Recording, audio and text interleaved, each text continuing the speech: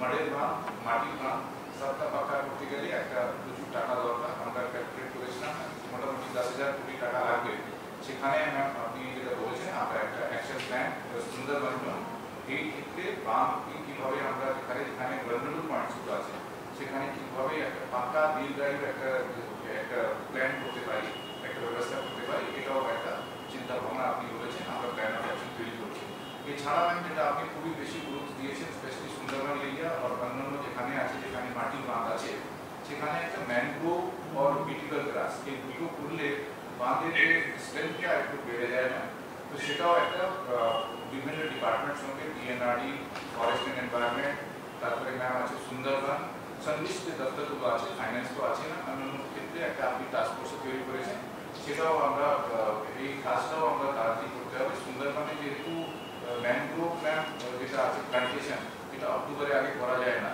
তো তার আগে আমাদের যে সমস্ত যে প্ল্যান যেটা আছে সেটা তৈরি করে নিতে হবে সো দ্যাট আমরা যখনই আমাদের যে সিডলিংগুলো রেডি থাকবে আমরা তখন কাজটা শুরু করে নিতে পারি তো মোটামুটি ম্যাম যেহেতু প্রভাত নতুন জয়েন করেছে আমরা সামনে যেহেতু বর্ষা সিজন আছে হাইটাইট আছে এটা ইচ্ছা প্রকাশ করেছেন কি আজকে এই দপ্তরের সবকে একটু রিভিউ করে নেওয়া সিনিয়র অফিসারের আমি প্রথমেই প্রভাতকে যেটা বলবো যে প্রভাত এমনিতে ভালো কাজ করে এবং ও জল ধরে তো এক্সেলেন্ট কাজ করেছে এবং ইরিগেশন জেনে শুনেই ওকে দায়িত্ব দেওয়া হয়েছে যাতে ইরিগেশন জল ধরো এগুলোর মধ্যে একটা মোটামুটি কোরিলেশন থাকে আর আমার যারা ইঞ্জিনিয়ার আছেন বা যারা অন্যান্য দায়িত্বে যারা আছেন চিফ ইঞ্জিনিয়ার বিভিন্ন ডিপার্টমেন্টের তারাও কিন্তু খুব ভালো কাজ করে এবং অনেকে ইচ্ছে থাকলে উপায় হয় না যদি টিম লিডার ঠিক না হয় টিম লিডার হচ্ছে ভেরি ইম্পর্টেন্ট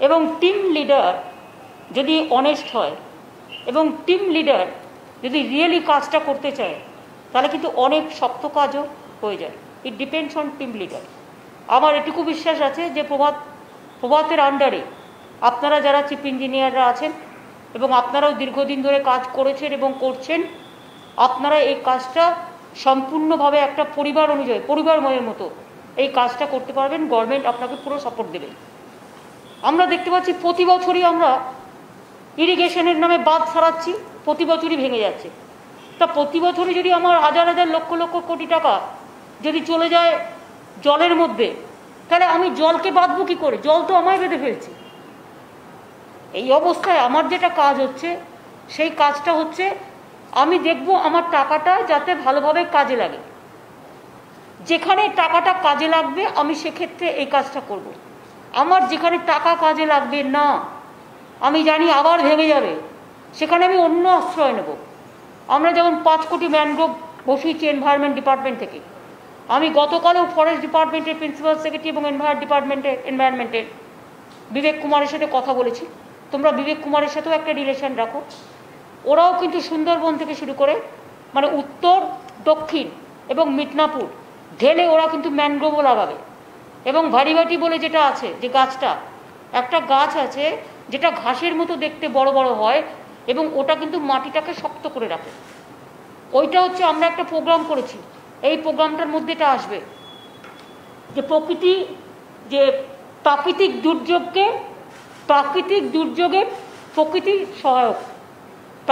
দুর্যোগে প্রকৃতি সহায়ক তার মানে একটা হচ্ছে তুমি ইট বালি চুন ইউজ করছো কংক্রিট আর একটাতে তুমি প্রকৃতিকে ইউজ করছো প্রকৃতির দুর্যোগকে রুখতে গেলে প্রকৃতিকেই তোমায় কাজে লাগাতে হবে এবং সেই জন্য ম্যানগ্রোভ বলো তারপরে অনেক জায়গায় গতবারে আমফানে যেটা হয়েছিল অনেক গাছ কাটা হয়েছিল প্রচুর গাছ রেস্কিউ করা হয়েছিল সেই গাছগুলো কোথায় গেল আমি বলেছিলাম ওই গাছগুলো যেগুলো নদী ভেঙে যায় ওই সব জায়গায় যদি ওই মোটা ওই গাছগুলো নিয়ে গিয়ে ফেলা যায় তাহলে কিন্তু অনেকটা নদী ভাঙন আটকানো যায় কিন্তু সেই গাছগুলো গেল কোথায় সেই গাছগুলো ফরেস্ট ডিপার্টমেন্ট তুলে নিয়ে যায় কখনো কলকাতা কর্পোরেশন তুলে নিয়ে যায় কখনো পিডব্লিউডি তুলে নিয়ে যায় কখনো ইরিগেশন তুলে নিয়ে যায় কখনো কোনো কিন্তু হিসেব থাকে না এর মধ্যে একটা ট্রান্সপারেন্সি মেনটেন করা উচিত আমি চিফ সেক্রেটারিকে বলবো যে আমফানের গাছগুলো কোথায় গেল সেই গাছগুলো ঠিকমতো ইউজ হয়েছে কিনা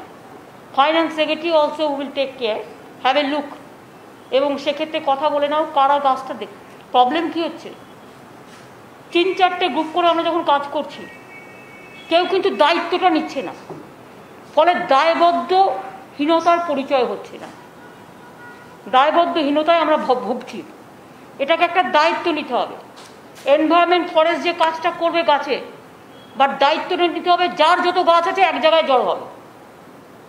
অল দ্য ফরেস্ট যেখানেই রাস্তায় পড়ে গেছে, কেটেছে, অন্তত কয়েক মাস আগে হয়েছে, গাদা গাদা গাছ পড়েছে সেই সময়। কলকাতায় তো কয়েক হাজার গাছ মানে এখানে ওখানে পড়েছে, যার জন্য আমি 5 লক্ষ ম্যানগ্রোভ পোতালাম। সেই গাছগুলো কোথায় কী অবস্থায় আছে এবং সেগুলো বিক্রি করে দেওয়া আছে না আছে? কারা গাছ তুলেছিল? ওই কেএমসি তুলেছিল। কারা গাছ তুলেছিল? মিউনিসিপ্যালিটি তুলেছিল। কারা গাছ তুলেছিল? আরবান ডিপার্টমেন্ট তুলেছিল। কারা গাছ তুলেছিল? ফায়ার ব্রিগেড গাছ তুলে, কিন্তু ওদের দিয়ে দিয়েছে ফরেস্ট ডিপার্টমেন্ট। এই ডিপার্টমেন্টগুলোকে জিজ্ঞেস করো, just ask the report within 3 days। আমি এখন আর এটা সহ্য করব না যে বসে আছি তো বসে আছি রিপোর্টের ওপরে। No, not that. Within 3 days আমি রিপোর্ট চাই। তারপরে সেগুলোকে কীভাবে কাজে লাগাবে সেটা প্রভাত, বিবেক এবং ইরিগেশন ডিপার্টমেন্টের ইঞ্জিনিয়ারদের সাথে কথা বলে দ্যাট ইউ ডিসাইড। একটা এরিয়া আছে, 2টো বান আছে বড়, একটা 11ই জুন আছে, সেটা অত বড় নয়, কিন্তু বৃষ্টির ওপরে যদি বান হয় তাহলে কিন্তু সেটা ডবল হয়ে যায়। 26-এর বানটা কিন্তু বড় বান আছে, আবার একটা ভরা কোটাল আসছে। তার আগে কিন্তু এনভায়রনমেন্টের যে কাজগুলো আমাকে 12 তারিখেও কিছুটা আছে, 12 তারিখের আগেও কিছু করে ফেলতে হবে এবং 26 তারিখের আগে তো অবশ্যই করে ফেলতে হবে। আর তারপরে আমাদের এখানে বৃষ্টি হলে যেটা আমাদের ফেনোমেনা ফেস করতে হয়, ঝাড়খণ্ডে বৃষ্টি হলে সব জলটা আমাদের এখানে এসে ঢোকে, সেটা তোমাদের কন্টিনিউয়াস মনিটরিং করতে হবে। আমি কিন্তু ফুটফাট করে এখনো জল ফেলতে দিই না। আগে যেমন কাউকে না জানিয়ে জলটা ফেলে দিত, ছেড়ে দিত, ফলে হাজার হাজার মানুষ মারা যেত। আমরা এখন একটা সিস্টেম করে দিয়েছি 24x7। সেই জন্য তোমাদের আজকে ডেকে ব্রিফ করে দিয়েছি, সেটা আমরা করে দিয়েছি যে তুমি কত জানাও, তোমার কতটা ভর্তি হয়েছে, তুমি কতটা ছাড়তে চাও। এবার আমরা আমাদের কতটা ছাড়লে ডুববে না বা আমি রেজিস্ট করতে পারি সেইটুকু আমি ছাড়তে বলি, তার বেশি কিন্তু আমরা ছাড়তে দিই না। সেরকম আমাদেরও তো কতগুলো ড্যাম আছে, যেমন ওই মুকুটমণিপুর থেকে শুরু করে ম্যাসেঞ্জার থেকে শুরু করে আমাদেরও আছে, ওদেরও আছে, ঝাড়খণ্ডের তেনুঘাট আছে। সুতরাং এইসব দেখে নিয়ে এটা একটা ভালো করে করতে হবে। দীঘাটা একটা প্ল্যান তৈরি করতে হবে। দীঘায় যে খুব বেশি টাকা লাগবে তা কিন্তু নয়। মৎস্যজীবী একটা আলাদা, ইরিগেশন একটা আলাদা, বাঁধ ভেঙে নোনা জল ঢুকে গেছে একটা আলাদা। কিন্তু মাথায় রাখতে হবে দীঘার যে বিউটিফিকেশনটা নষ্ট হয়েছে, এটা তোমাদের কি করতে হবে? ওখানে কিছু পাথর উঠে গেছে, যেখানে বসে আমরা আড্ডা মারি, সমুদ্র দেখা যায়, টুরিস্টরা বসে। ওই যে আমরা 3.5 কিলোমিটার একদিকে, আরেকদিকে 3.5 কিলোমিটার করেছি, কিন্তু ইরিগেশনের একটা ব্রিজ হয়নি বলে 7 কিলোমিটার হচ্ছে না। এই ইরিগেশনের ব্রিজটা আজ 4-5 বছর ধরে পড়ে আছে এবং প্রতিবার টাকা চলে যাচ্ছে। ওই ব্রিজটা ইমিডিয়েট করতে হবে। আর ওই 7 কিলোমিটার রেঞ্জটাকে ধরে ওখানে এমনকি যে চেয়ারগুলোতে পাবলিক বসতো, চেয়ারগুলো পর্যন্ত চলে গেছে সমুদ্রে এই ঝড়ে। আর কি হয়েছে, যেমন ধরো আমি যদি তোমাদের একে বোঝাতে পারি, ধরো আমরা সমুদ্রটা তো দেখলাম, এটা সমুদ্র, ধরো সাপোজ আমি দেখাচ্ছি,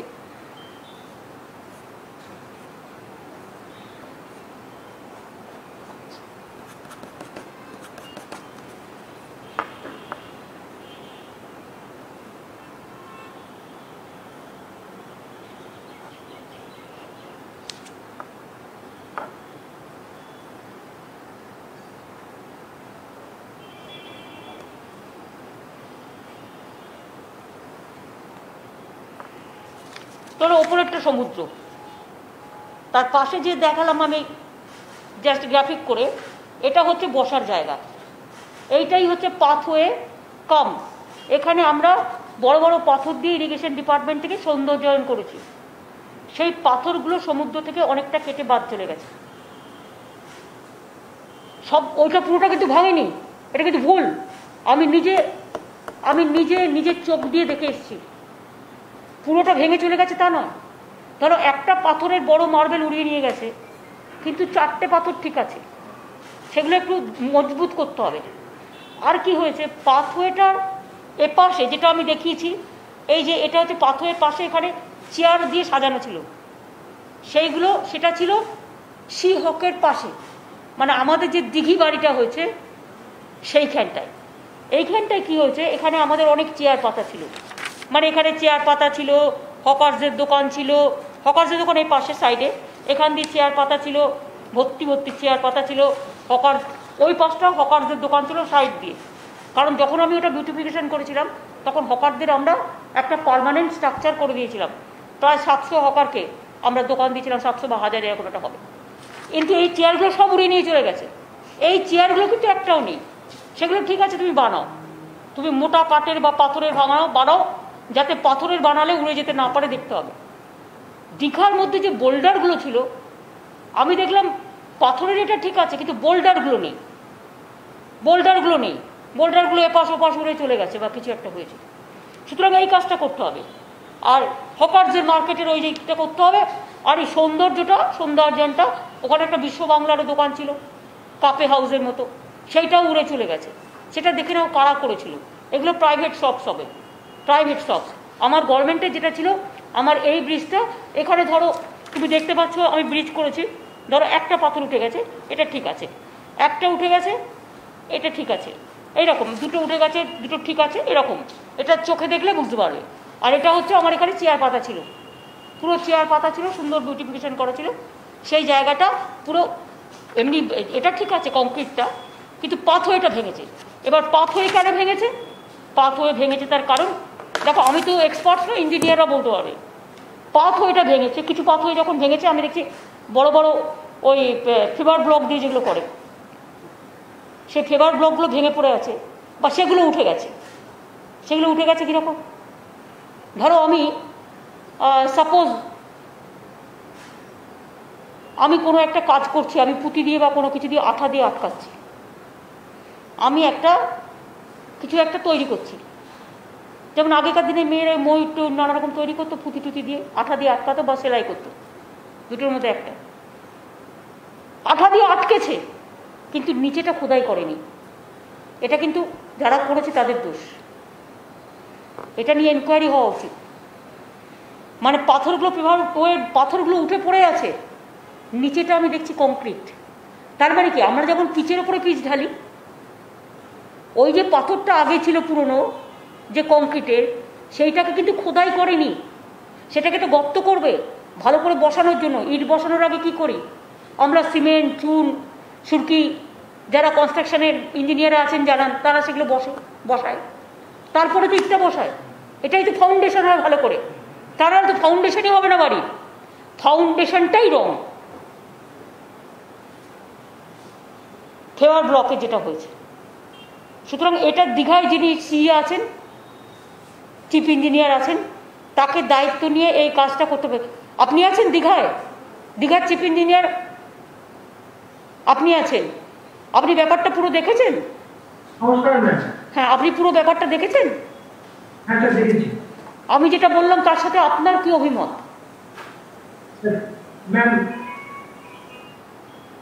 মানে আপনি নিজে কি দেখেছেন একটু বলুন। হ্যাঁ ম্যাম, আপনি যেটা বলেছেন সেটা ঠিক। আমরা একটা টেকআপও করেছি অলরেডি, কাল থেকে আমরা টেকআপ করছি রিপেয়ার করতে। তাহলে রিপেয়ার করলে কাজটা হয়ে যাবে। এটা হচ্ছে, এটা নয় যে তোমাকে ফুললি ড্যামেজ হয়ে গেছে তোমাকে খরচা করতে হবে। রিপেয়ার করলে কিন্তু কাজটা হয়ে যাবে, কিন্তু যখন রিপেয়ার করবে তখন দেখে নেবে এই ভুলটা যেন আর না থাকে। আর ইরিগেশনের যে ব্রিজটা বাকি আছে, যেটার জন্য 3.5 কিলোমিটার যুক্ত হতে পারছে না, 7 কিলোমিটারের একটা মেরিন বিচের মতো আমরা একটা তৈরি করছি দীঘায়। একটা ব্রিজ ইরিগেশন ডিপার্টমেন্ট আজকে 3-4 বছর ধরে ফেলে রেখে দিয়েছে। আমি যখনই জিজ্ঞেস করি বলে আগামী 6 মাসে, আবার জিজ্ঞেস করলে বলে আগামী 6 মাসে, আবার বলে আগামী 6 মাসে। 6 মাস কবে শেষ হবে আমায় বলতে পারেন? Why it is not priority? আর ওখানে যেগুলো সিএসকে আমি যেটা বলবো, ওখানে যেগুলো যেহেতু দীঘা ডেভেলপমেন্ট অথরিটি চেয়ারপারসন, এখন আমি কাউকে করিনি, আমি উইথড্র করে নিয়েছি, এখন সিএস দেখছে এটা। আলাপনকে আমি দায়িত্ব দিয়েছিলাম, কারণ আলাপন তখন সিএস ছিল বলে। এইটা সিএসকে যেটা করতে হবে সেটা হচ্ছে ওই হকারদের বাড়িগুলো হাউজিং ডিপার্টমেন্ট থেকে বা আরবান ডিপার্টমেন্ট থেকে বা দীঘা ডেভেলপমেন্ট যেটা অথরিটি আছে, দীঘা ডেভেলপমেন্ট অথরিটি থেকে ওই বাড়িগুলো করে দিতে হবে, ওই দোকানগুলো যেগুলো নষ্ট হয়ে গেছে পুরো এই জোনটা জুড়ে। কারণ ওখানে কিন্তু মনে রাখতে হবে গরিব লোকেরাই ব্যবসা করে খায় এবং ওখানে লক্ষ লক্ষ লোক আসে, ওদের খাবারটা জোটায় কিন্তু গরিব লোকগুলো। মন্দারমণিতে যেমন সব হোটেলগুলো চলে গেছে, সেটা ওদের নিজেদেরও দোষ আছে, কারণ ওরা একদম সমুদ্রের মধ্যেখানে ঢুকে গেছে প্রায়। আপনি সমুদ্রকে অত্যাচার করবেন, সমুদ্র আপনাকে সবসময় ক্ষমা করবে না। You can't take as granted নেচারকে, আপনি গ্রান্ট করে নিতে পারেন না। সুতরাং এখন যখন আবার ওরা করবে, তখন ইরিগেশন ডিপার্টমেন্ট কিছু না একটা বলে দেবে যে দেখুন এতটা বাদ দিয়ে করুন প্লিজ, তা নাহলে আবার কোনোদিন আপনার ডুবে যাবে। আপনার ভালোর জন্যই বলছি। পুরোটা ডুবতে চান না নিজের মধ্যে ব্যবসা করতে চান? আপনি বিজনেস করুন, আমরা চাই, আমাদের কোনো প্রবলেম নেই। আমার মনে হচ্ছে আমি একটা দীঘা তমলুক রেলওয়ে করে দিয়েছিলাম, তাতে 600টা হোটেল তৈরি হয়েছিল দীঘায়। দীঘা ইজ সো রিচ নাও, এবং সেই জন্য প্রচুর মানুষের খাবার দাবার আছে, ডাব থেকে শুরু করে, ডাবওয়ালা থেকে শুরু করে, শশা বিক্রেতা থেকে শুরু করে লক্ষ লক্ষ মানুষের পেটের উপার্জন হয়। সুতরাং তাদের কিন্তু আমায় হেল্পটা করতে হবে। আর দরকার হলে যারা গরিব লোক ডাব টাব বিক্রি করে, কি আছে কিছু হকারদের ওই যে গাড়িগুলো, হকার্স যে ছোট ছোট ট্রলি, যেগুলো কর্পোরেশন একবার তৈরিও করেছিল, 4টে করে চেয়ার দিয়ে মুভেবল, যেটা ওই কিছু হকার্সদের ট্রলি দিয়ে দিলেই হয়ে গেল। আপাতত যখন তোমরা বাড়িগুলো তৈরি করবে, মানে দীঘা ডেভেলপমেন্ট অথরিটির বাড়িগুলো যে তৈরি করবে, ওই দোকানগুলো একই কায়দায় আগে যা ছিল তাই, ততদিন ওরা কি করবে, ততদিন ওদের যদি তুমি ধরো 800 1000 আছে, 1000টা ট্রলি দিয়ে দাও, তাহলে ওখানে আপাতত বসে ওরা এক সাইডে বিজনেস করুক, তারপর আস্তে আস্তে হয়ে যাবে। আর একটা করতে হবে, দীঘা ডেভেলপমেন্ট অথরিটি থেকে ওই দিঘি বাড়িটা, সৈকত দীঘা সৈকত থেকে শুরু করে ওখানে প্রচুর পাবলিক ঘুরতে যায়, অনেক গেস্ট যায়। ওখানে কারা কাজ করছে কি করছে তার কিন্তু কোনো ঠিক ঠিকানা নাই। এগুলো কিন্তু দীঘা ডেভেলপমেন্ট অথরিটি থেকে প্লিজ টেক আপ দিস। বলো প্রভাত, এবার তুমি বলো তুমি কিভাবে, তোমার কি কি প্রবলেম এবং তুমি কি চাও আমাদের থেকে।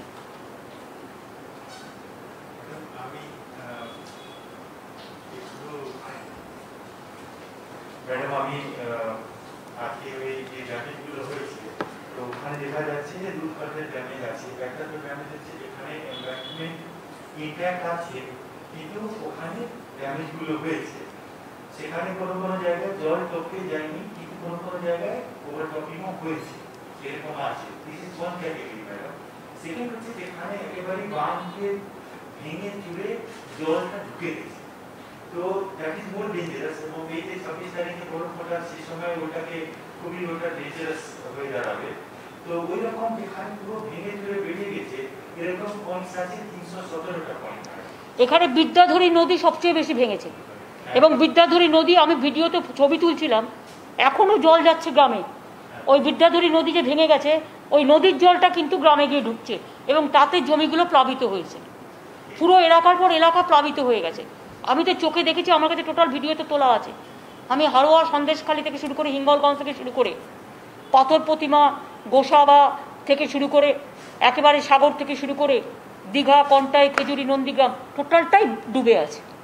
ইটভাটা থেকে শুরু করে পানের বুরুজ টোটালটাই ডুবে আছে। এগ্রিকালচারাল ল্যান্ড পুরো ডুবে আছে। আর নোনা জলে আমার শস্য নষ্ট হয়ে যাবে। সেজন্য আমরা ওখানে একটা স্বর্ণ ধান, যত তাড়াতাড়ি জলটা ক্লিয়ার করা যাবে তত তাড়াতাড়ি আমি শস্যটা বাঁচাতে পারবো। সুতরাং ইমিডিয়েট কাজটা এমার্জেন্সি বেসিসে করতে গেলে তোমাদের যদি ম্যান পাওয়ার বেশি দরকার হয়, 100 দিনের কাজের লোকেদের কাজে লাগাও। কেন বলছি, কনভার্জেন্সে 100 দিনের কাজের লোক will be a good idea. কনভার্জেন্সে 100 দিনের কাজের লোককে কাজে লাগাও, লোকাল লোকেদের কাজে লাগাও, এবং তারা কাজ করলে দেখবে তুমি ম্যান পাওয়ারের দিকটা অনেকটা পেয়ে যাবে।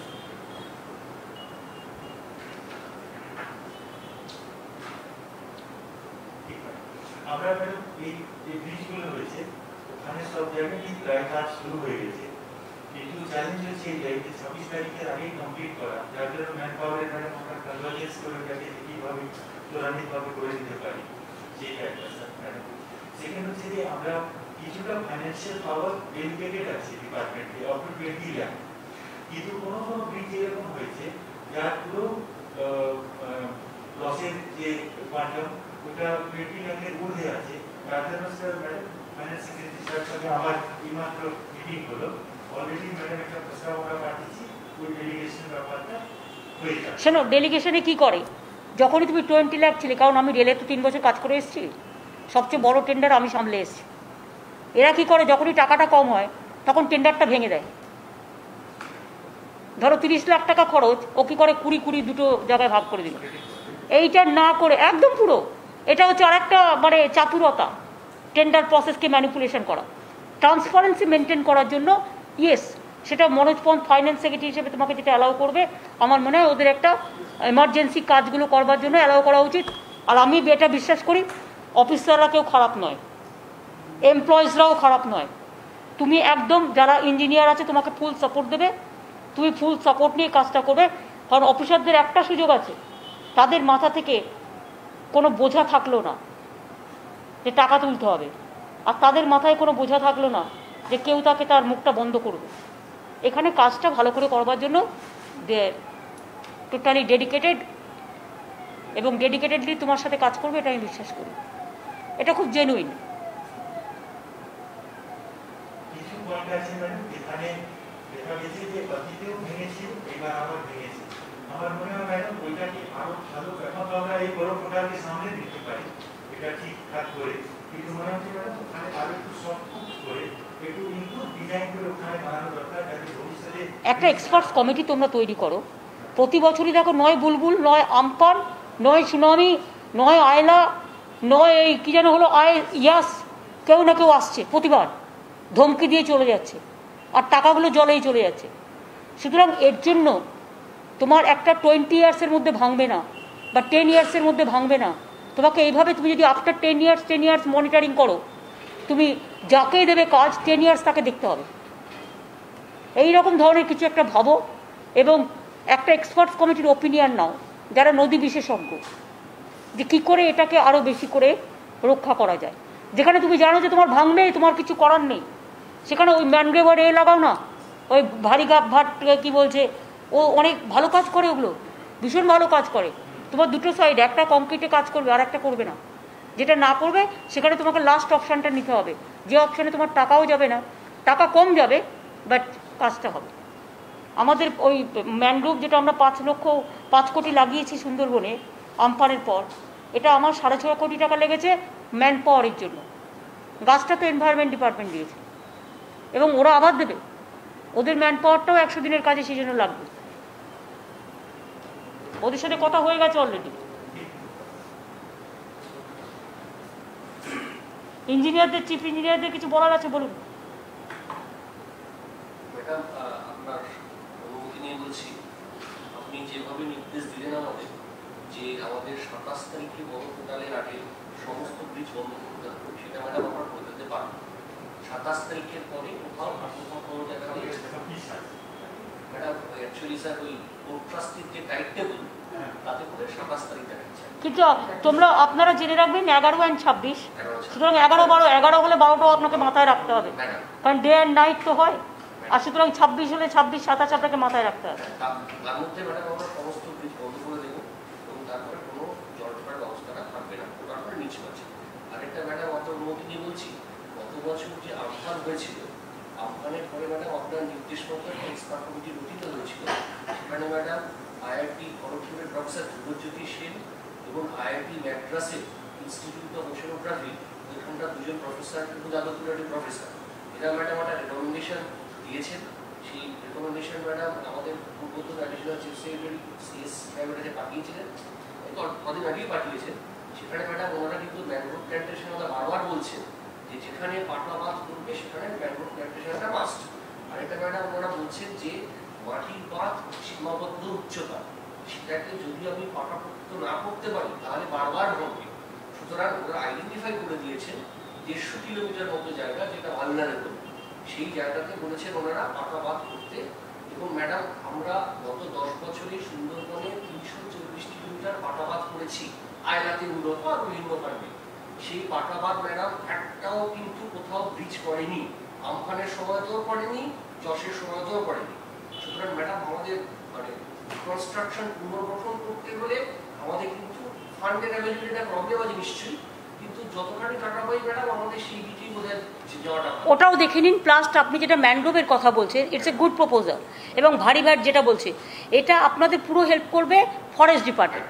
ফরেস্ট ডিপার্টমেন্টের, এনভায়রনমেন্ট ডিপার্টমেন্টের টাকা আছে, ওদের বলো ম্যানগ্রোভটা ওরা লাগাবে, ঠিক আছে? ওরা যেমন 5 কোটি যদি সুন্দরবনে লাগিয়ে থাকে, আরও 5 কোটি সুন্দরবনে লাগাবে। দরকার হলে ওকে বলো যে আরও 5 কোটি উত্তর 24 পরগনা লাগাতে। 15 কোটির প্রজেক্ট দাও, 5 কোটি সুন্দরবন, 5 কোটি তোমার দক্ষিণ 24 পরগনা, 5 কোটি উত্তর 24 পরগনা, 5 কোটি দীঘা দিয়ে দাও। তাহলে তুমি দেখবে দীঘা, খেজুরি, নন্দীগ্রাম ওই জায়গাগুলোও বেঁচে যাবে। এবং এটা তো already experts committee already report দিয়েছে, দেখে নাও। আমার মনে হয় চিফ সেক্রেটারি যেটা করতে পারে যে তুমি একে বিবেককে ডেকে আর আমাদের চিফ ইঞ্জিনিয়ারদের যারা আছে ডেকে, ফরেস্ট আর এনভায়রনমেন্ট দুটোকে আর পঞ্চায়েত 4-5 জন মিলে বসে, আলাপনকে ডেকে নাও, গোপালিকাকেও ডেকে নাও, ডেকে নিয়ে তোমরা একটা মিটিং করে নাও, আর একটু কম্প্রিহেন্সিভ। আমি চাই না বেশি টাইম খরচা হোক, এটা তোমরা কালকেই করে নিও, বেশি টাইম দিও না, সকালের দিকে করে দিও। এই চা দেবেন আমাদের, বলুন আর কি বলার আছে। ভালো ভালো বলেছেন,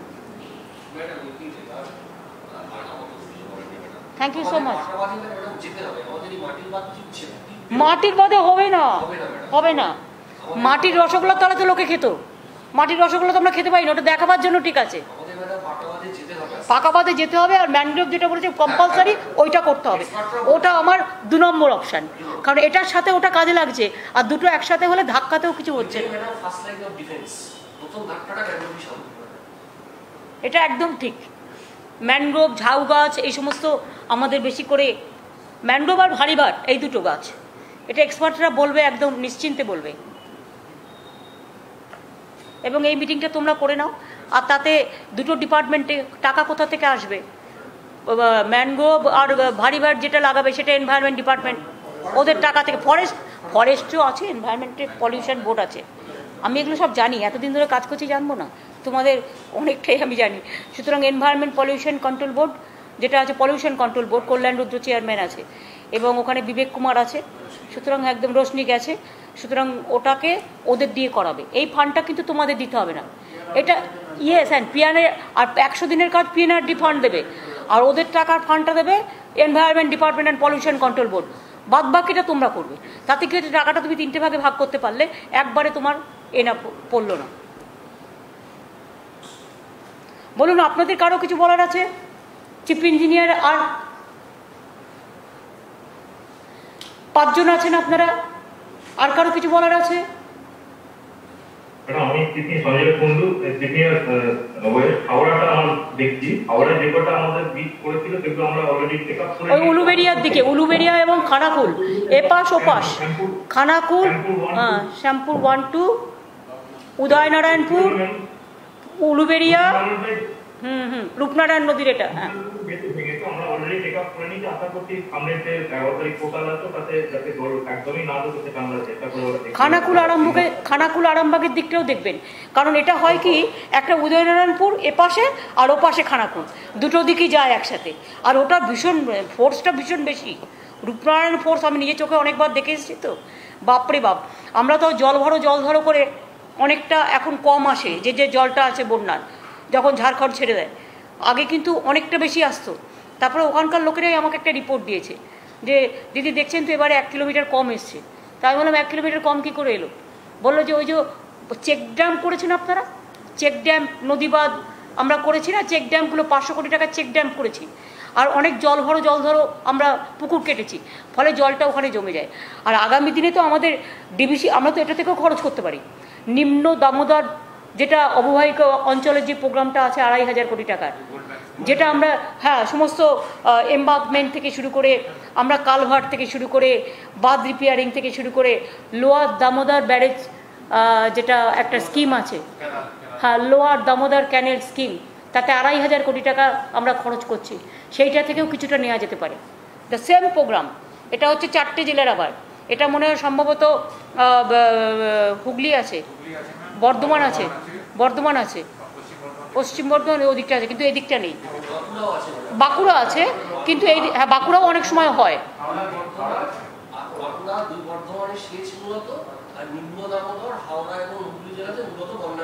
হ্যাঁ, উত্তর 24 পরগনা, দক্ষিণ 24 পরগনায় নেই। মিদনাপুর পশ্চিমেও কিছুটা করতে হবে, কারণ ওই দিকটায় কিছু শিলাবতী টিলাবতী দিয়ে ভাঙে। জানি, আমি ঘাটাল মাস্টার প্ল্যান করিনি। সেটাও আমরা সেই মতো করে করছি। কিন্তু আমরা ওই কাজটা তো করে দিয়েছি অলরেডি। ওই যেটা আরেকটা মাস্টার প্ল্যান যেটা, হ্যাঁ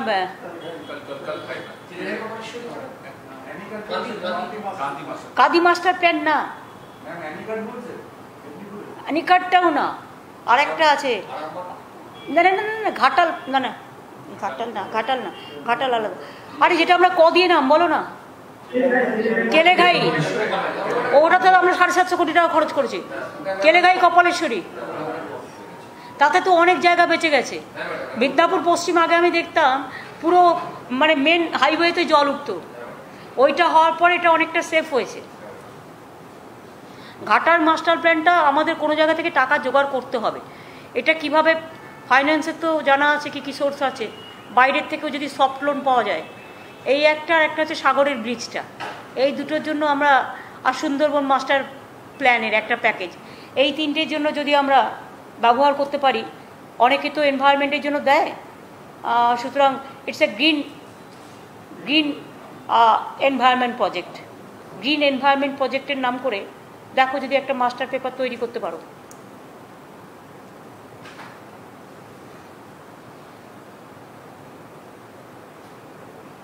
আর কিছু আছে তোমাদের বলার? আলাপন সব কভার হয়েছে? গোপালিকা, দ্বিবেদী বলো, আর কিছু বলার আছে? তোমার একটা সুবিধা আছে, তুমি ফাইন্যান্স থেকে দিয়েছিলে, সুতরাং ব্যাপারটা তুমি ভালো বুঝবে, বলো।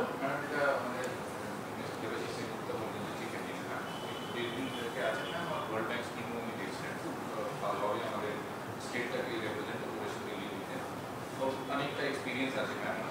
যেটা হচ্ছে ম্যাম, যেটা আপনি বলছেন যেখানে যেখানে প্রতিবারই ব্রিজ হচ্ছে, প্রতিবারই ভাঙা হচ্ছে, ওখানে একটু পাকা বাঁধ দেওয়া দরকার না।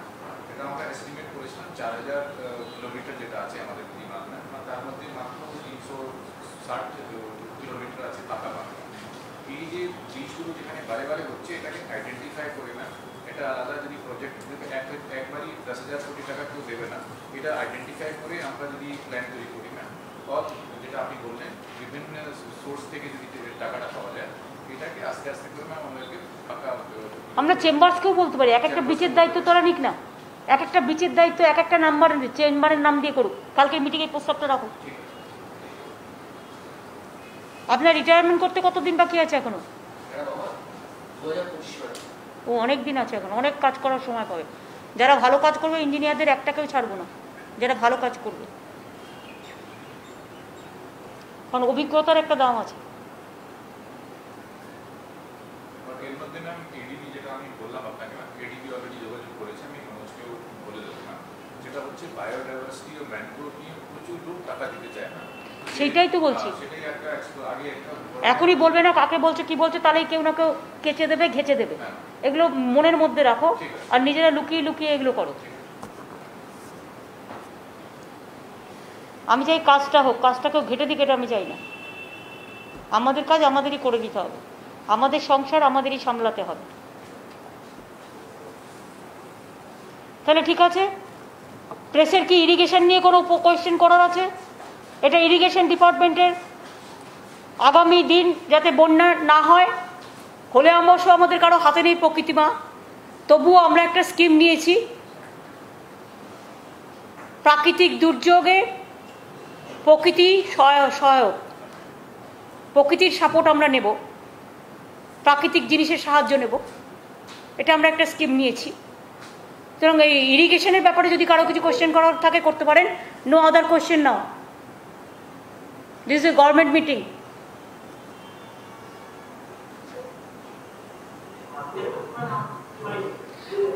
And please don't ask any question about Alapan Bandyopadhyay. The case is over now. Chapter is over now.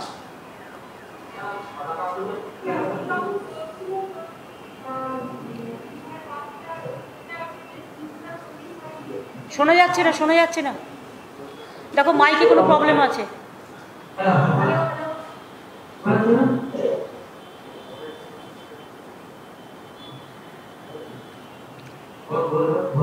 আপনি যখন বলছিলেন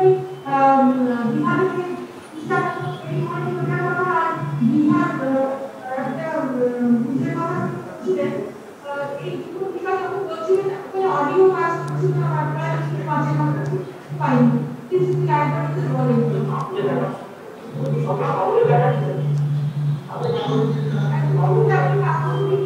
না না, দীঘার ব্যাপারে প্ল্যানিং তৈরি করার জন্য যেটা ভেঙে গেছে সেটাকে রিপেয়ার করবার জন্য প্রভাত মিশ্র, যিনি ইরিগেশন ডিপার্টমেন্টের প্রিন্সিপাল সেক্রেটারি আছে, তাকে চার্জ দেওয়া হয়েছে।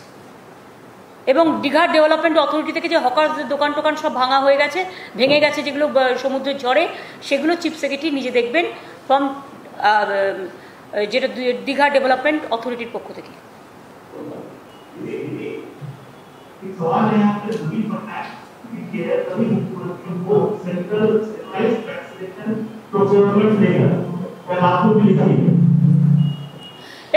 कोई ऑडियो का कोई प्रॉब्लम हो रहा है, देखो क्या है।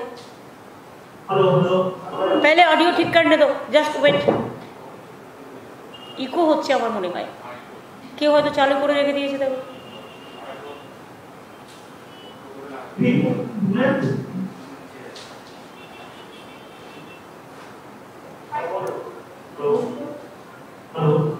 হ্যাঁ, এখন ঠিক আছে, বলুন, बोलिए।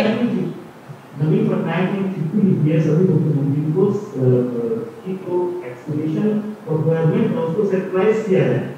आपको भी लिखी है सभी सीएम ने। नवीन जी मेरे को कल रात में फोन किया था, उन्होंने भी फोन किया था। केरला का चीफ मिनिस्टर भी चाहते हैं, उन्होंने भी चाहते हैं कि सेंट्रल गवर्नमेंट फ्री वैक्सीन दे, और स्टेट गवर्नमेंट को क्यों प्रोक्योरमेंट करने बोलता है। State government can not do it, it is a central government, they should have send the vaccine to the state government, and state government को इसको free of cost में देना चाहिए। We do agree with this proposal, everybody is agreed.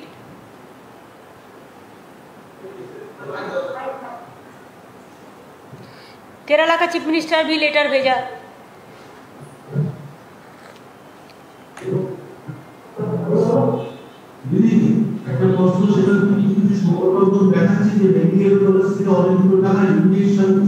শোনা যাচ্ছে না ঠিক মতো, অডিও কিছু একটা প্রবলেম ক্রিয়েট করছে।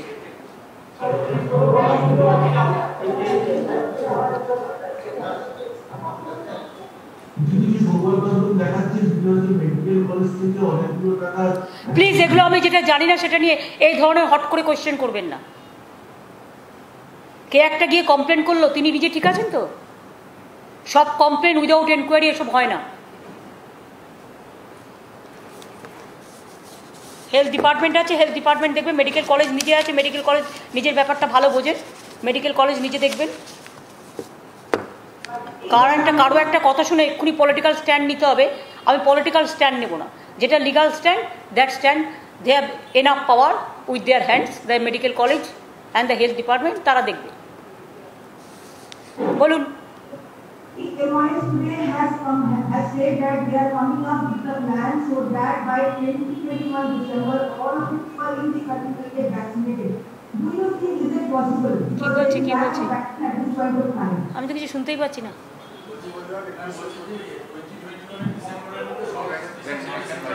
Oh, that is just a hoax.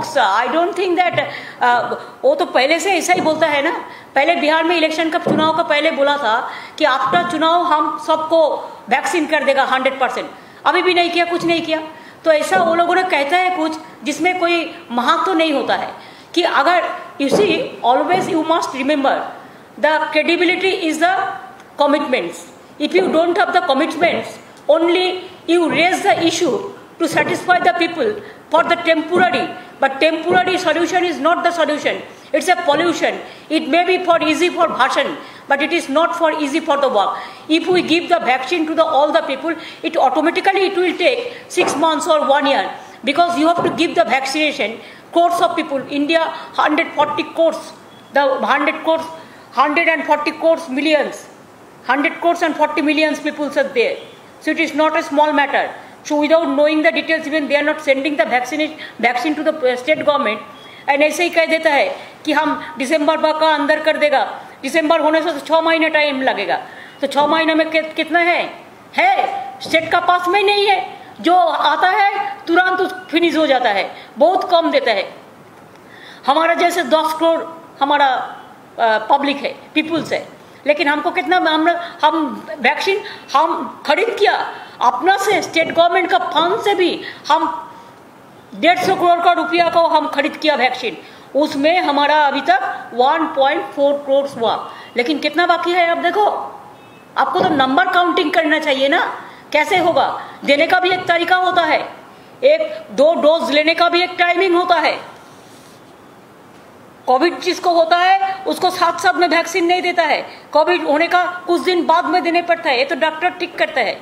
काजे दिल्ली से जो बोल दिया है वो कुछ बोल देता है लेकिन करते नहीं है। बहुत आसानी है बोलने के लिए, लेकिन हम लोग चाहते हैं कि central government must give the vaccine to the state and they must procure the vaccine for the state government and they must give the free of cost to every state for the Indian population. There myself, Naveen Patnaik, Kerala Chief Minister, Arvind, everybody is together, even Uddhav also, the others also.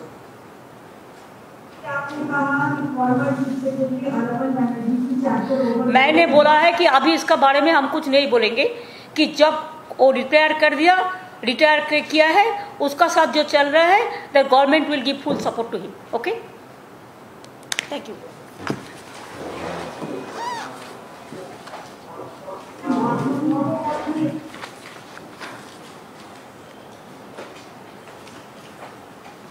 তাহলে কালকে আমাদের, আচ্ছা কালকে আমাদের meeting আছে 3টের সময়, 3টে না 4টে? 3টের সময় একটু বন্ধ করে দিলি পেজটাকে, কালকে 3টের সময় কানেক্ট করে দিও ওদের, ওই চেম্বার্সের মিটিং আছে। গোপালিকা তুমি একটু সোমেনকে ডেকে বসে নিও, আর এখন